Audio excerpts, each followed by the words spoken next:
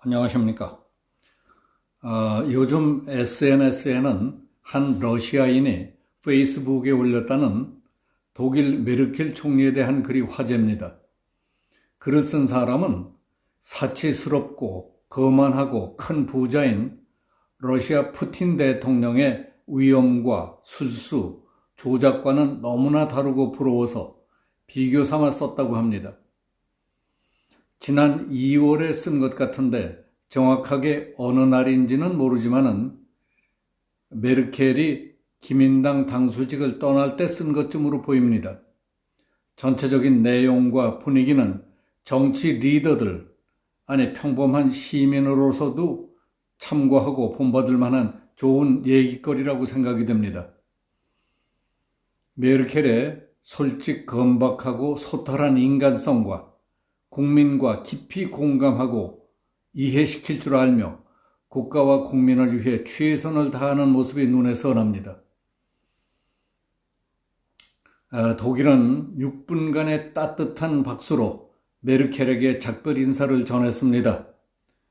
독일인들은 그녀를 선택했고 그녀는 18년 동안 능력, 수완, 헌신, 성실성과 진실로 인구 8천만의 독일을 이끌었습니다. 18년 동안 통치하면서 위반과 비리가 없었습니다. 어떤 친척이나 친지도 지도부에 임명하지 않았습니다. 그녀는 영광스러운 지도자인 척하지 않았고 자신을 앞선 사람들과 싸우지 않았습니다. 그녀는 어리석은 말을 하지 않았고 사진을 찍히려고 베를린 골목에 나타나지 않았습니다. 이 인물이 세계의 여인이라는 별명을 가진 앙겔라 메르켈입니다. 메르켈은 어제 당 지도부를 떠나서 후임자들에게 뒷일을 넘겼고 독일과 독일 국민들은 18년 동안 모든 것이 더 나아졌습니다.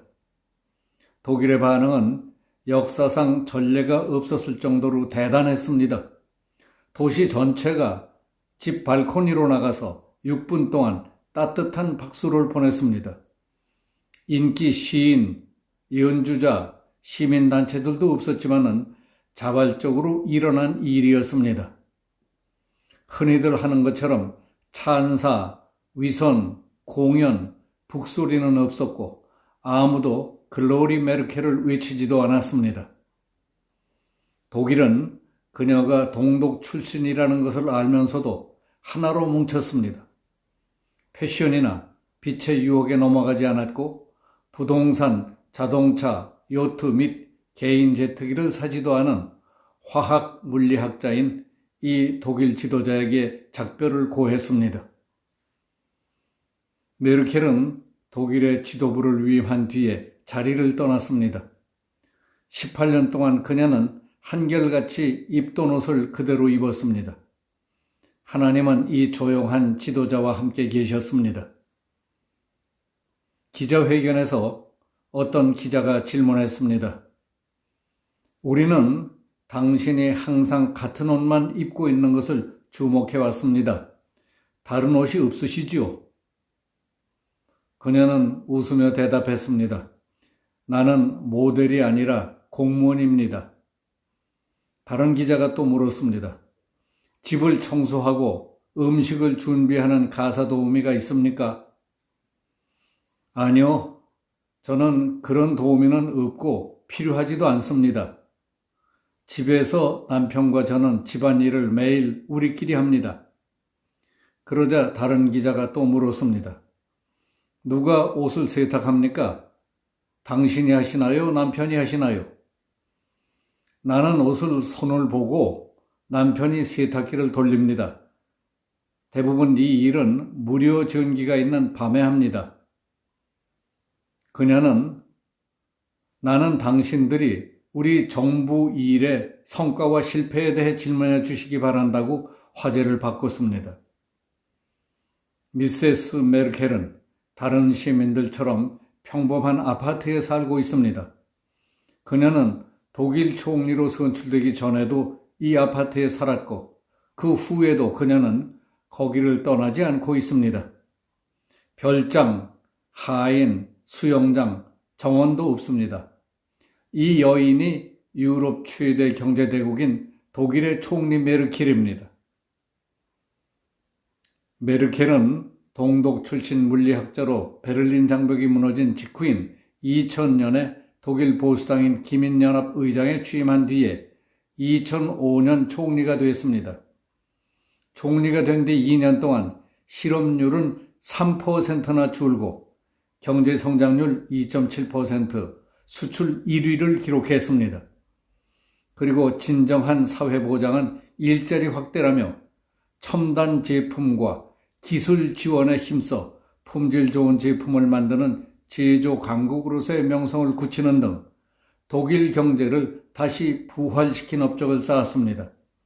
메르켈은 그리스 경제 위기와 우크라이나 분쟁, 시리아 난민 사태 등을 해결하는 데에도 영향력을 발휘해서 영내 안정에도 큰 공을 세웠습니다.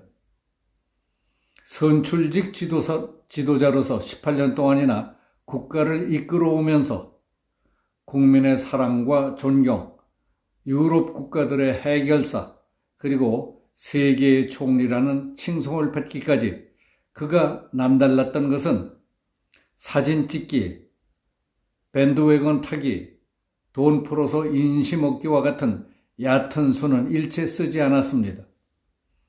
메르켈은 코로나19 팬데믹을 맞았을 때 이 위기를 극복하기 위해 엄청난 예산이 투입돼 새로운 국가 채무가 생겼습니다. 2023년부터는 급격히 증가한 국가 채무를 갚아나가야 합니다. 앞으로 몇 년 동안 예산 정책과 관련해 엄청난 도전을 받게 될 것입니다. 연방정부와 주정부 모두 책임을 안고 뼈를 깎는 노력을 해야 한다고 호소했습니다. 우리는 어떻습니까? 오는 4월 보선을 앞두고 3월 중에 코로나19와 관련해 19조 5천억 원의 제4차 재난지원금을 풀겠다고 지금 서두르고 있습니다. 1년도 안 되는 사이에 벌써 4번째 재난지원금을 주겠다는 겁니다. 코로나가 해결되면 대통령이 전 국민에게 위로금까지 주겠다고 했습니다. 이번 4차 지원금 마련에 20조 원의 국채를 발행하면 국가 채무는 976조 원이 됩니다. 전 국민 위로금까지 준다면 국가 부채는 1000조가 넘고 국가 채무 비율은 50%가 넘게 될 겁니다. 선거 때마다 이 구실 저 구실을 붙여가며 지원금, 위로금을 준다면 그 빚을 누가 다 어떻게 갚으라는 것인지 아득합니다.